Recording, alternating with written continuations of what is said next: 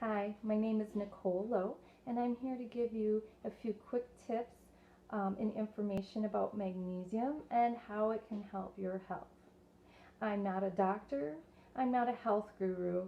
I am a person who has had symptoms of hypothyroidism most of my life, but I test negative, so I'm not on any medication. So this is all from my own research. Um, what I've learned is that most of us are deficient in magnesium. Because our soil is depleted, we're not getting enough from our food anymore, and so we need to supplement. Now there's lots of ways to do that.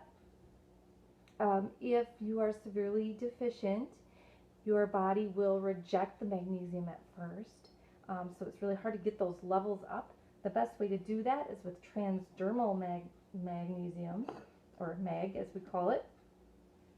And one way, the best way, if you've got the time, is to take a magnesium bath. You can take a whole bath in the bathtub, or you can take a foot bath, soak in a wash tub like this, fill it with hot water, and then put in a cup of Epsom salts. This is your magnesium for this. That would be enough.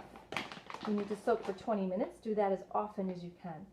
Now I like to add to that a half cup of baking soda, because this is a cofactor.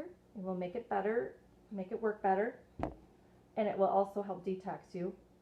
And then I don't have the box, but a tablespoon of 20 mule team borax that you can find in the laundry section is another cofactor and will also help cure athlete's foot. So put those both in there, soak that 20 minutes as often as you can.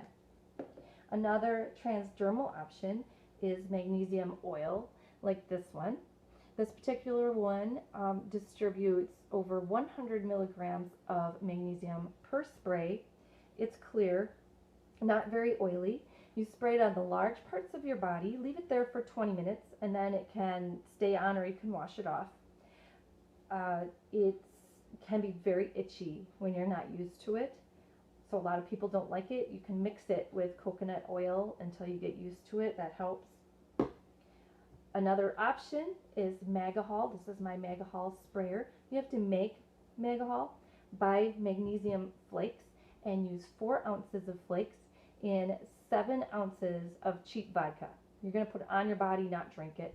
So cheaper the better. You're going to mix it up and let it sit, and mix it and let it sit until you can get all those flakes to dissolve, and then you're ready to put it in a sprayer and use it. But don't do this in metal. It needs to be in glass or plastic. Next, oh, by the way, those forms are really great for sore muscles. All those forms. Soak or rub it into your sore muscles. It will help. Okay, so now we're moving on to oral forms. This one here is magnesium oxide.